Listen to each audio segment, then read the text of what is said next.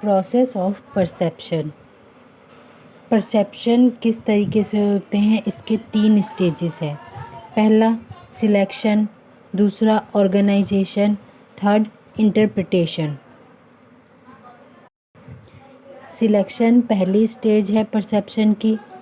हमारे ब्रेन के पास कुछ लिमिटेड कैपेसिटी होती है किसी भी चीज़ को याद रखने के लिए, किसी भी चीज़ पे फोकस करने के लिए, चाहे वो हम होश में हो या होश में ना हो।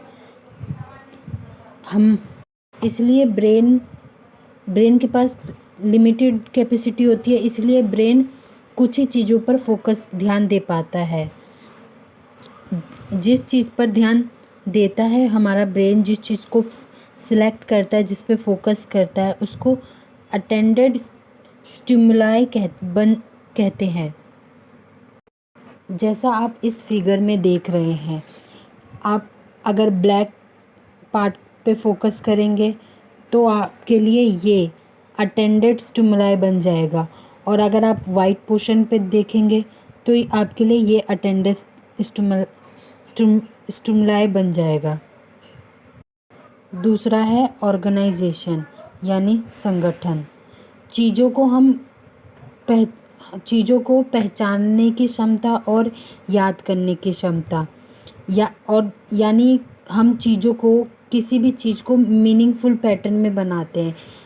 आपने पिछले वाले पिक्चर में देखा, आपका ध्यान अगर वाइट पोर्शन पे गया है तो आप उसको देखने के बाद आप उसको बोलेंगे हाँ ये तो ह्यूमन फेस है। अगर ब्लैक पार्ट पे गया तो आप बोलेंगे ये तो एक वास या कप जैसा लग रहा है। तो ये अनकॉन्शियसली होता है, क्योंकि हम सोच समझ के तो ध्यान नहीं देते। आपका डायरेक्ट जब ध्यान गया तब आपने फोकस किया, तब आपने उसको मीनिंगफुल पैटर्न दिया। ये होता है ऑर्गेनाइजेशन। थर्ड है इंटरप्रिटेशन।